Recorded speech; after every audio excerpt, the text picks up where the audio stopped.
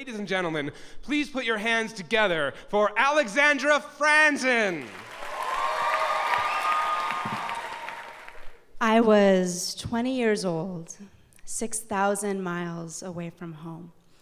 And I logged onto Skype because there was something I needed to say to my parents. And I waited for their faces to pop up on the video screen, and when they popped up, I just launched right in. I just said, "Mom, Dad, welcome to our Skype conversation. I'm gay." And there was a pause, which was probably only a second or so, but of course it felt like forever. And in that pause, my whole body filled with adrenaline and fear. And I thought to myself, oh my God, why am I doing this over Skype? I should have waited until I was back in the same continent as my parents. And I don't know what they're gonna say exactly. I hope they'll be supportive, but I don't know. And my dad breaks the pause and he says, "Honey, that's great." And my mom says, "Do you have a girlfriend?" And I'm like, "I'm working on it. I'm really hopeful." And we talk for a while, and then they ask me some questions, and I answer. And in the end, they tell me that they love me. And as long as I am happy and healthy, going to school, not doing crack, then they completely approve of me and my life. Yeah. And after that Skype conversation, I feel so relieved, as you can imagine. But I also feel like really excited. It's like a new era of my life can begin now. And I'm out. I mean, I just came out to my parents. It's a really big deal. So the very, very next morning after that Skype conversation, I remember waking up and like feeling different. And I got dressed, and I was, walking down the sidewalk to the university, and I just kind of had like an extra strut in my step. I was like, "Hey, ladies, did you did you hear the news?" It was like one woman pride parade on my way on my way to school. And in the months and years that followed my coming out on Skype, I really, really fully committed to my gay identity. I shaved my head, obviously. Gotta do it at least once. I started kind of collecting bow ties. Not sure. I had this look that was kind of like Oscar Wilde, but slightly more femme going on. And I started a club at my university called Fruit Salad, which was like ostensibly a club that was like a safe space for queer students and their allies to gather, But really it was like so I could meet women. And my plan worked.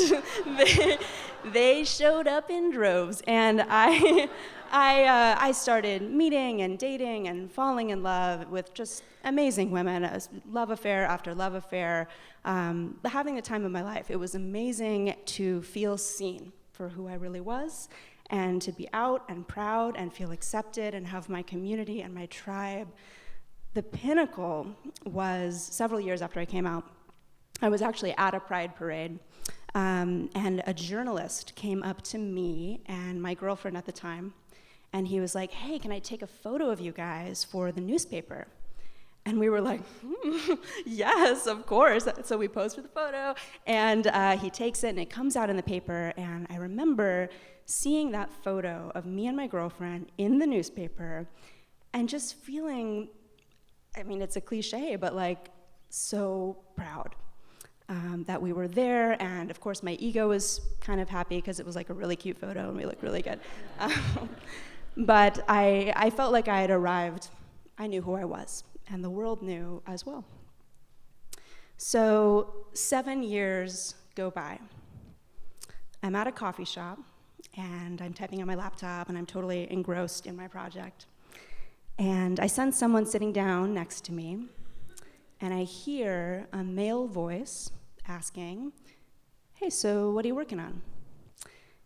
And I turn and I look up and I see his face, except it's not really that I see his face. It's more like I inhale his body.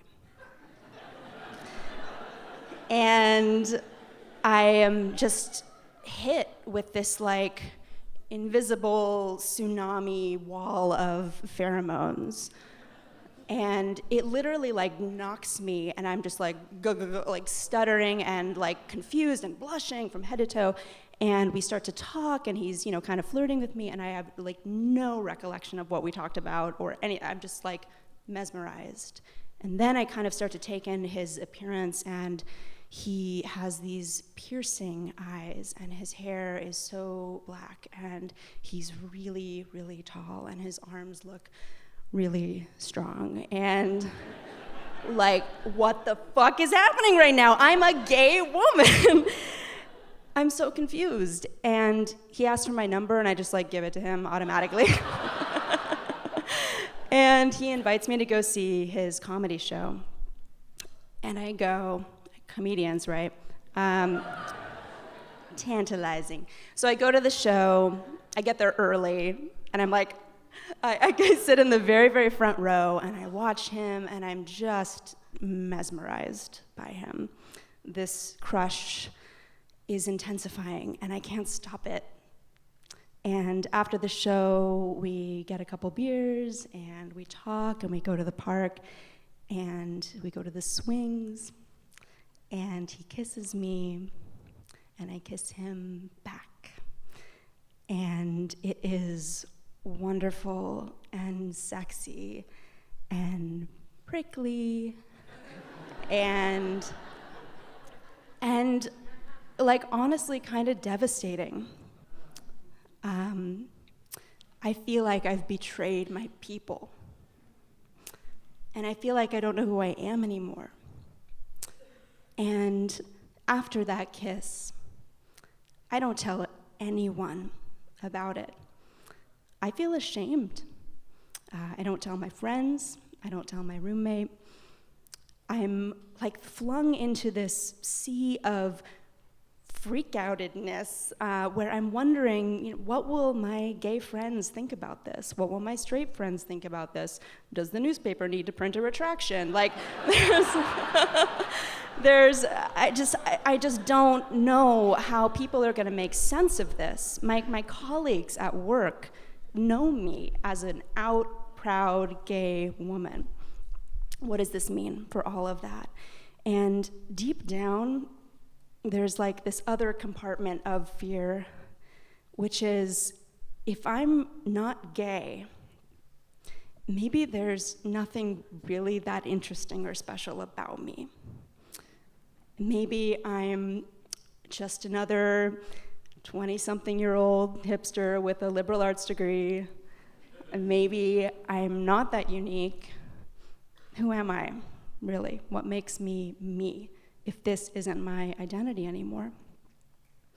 And I'm hoping that this feeling of attraction for this comedian guy will just go away. Like, I just want it to dissipate out of my life. I want things to go back to the way they were: simple, clear boundaries, clear identity.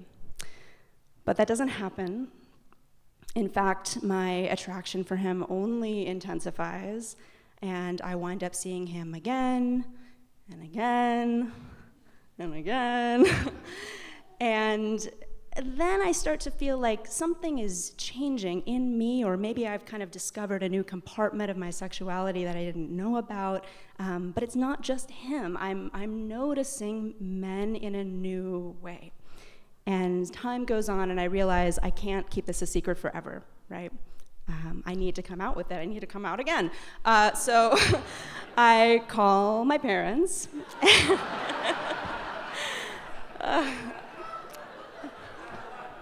God bless them. And I say, Mom, Dad, so I might not be gay. as much as I thought. And my dad says, that's great. It's wonderful you found this out. And my mom says, do you have a boyfriend? And I say, it's complicated. I kind of have a couple right now, so I'll get back to you later. And we talk more. Just as before, they ask me some questions, and I answer, and we laugh. And in the end, they tell me that they love me again. And they tell me that they love me no matter what. And as long as I'm happy and healthy, not doing crack, then they completely approve of however I choose to design my life and who I choose to spend it with. And while they didn't exactly say it in these precise words, in this precise order, what that second phone call felt like to me was really receiving unconditional love. And it was as if my parents were saying to me, we love you with short hair, we love you with long hair, we love you in neckties, we love you in dresses, we love you if you date men or women or both. We love you when you're certain about yourself, and we love you when you're not. We just love you. And you're special, and your specialness is not dependent on an article in the newspaper or a cool job that you have or who you're dating. It's just you. My mom, emotions.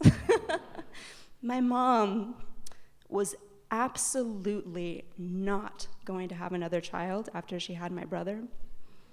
And then she changed her mind, and she had me. I was absolutely convinced that the love of my life, the person I spend my life with, was going to be a woman. It turned out to be a man, and he's sitting right here. Hearts can change. People can be very surprising. Life can be very mysterious. And I have learned that when life presents these surprises, these mysteries, I can feel afraid, I can feel ashamed, I can hide, I can pretend it's not happening, or I can just embrace it, just surrender to it.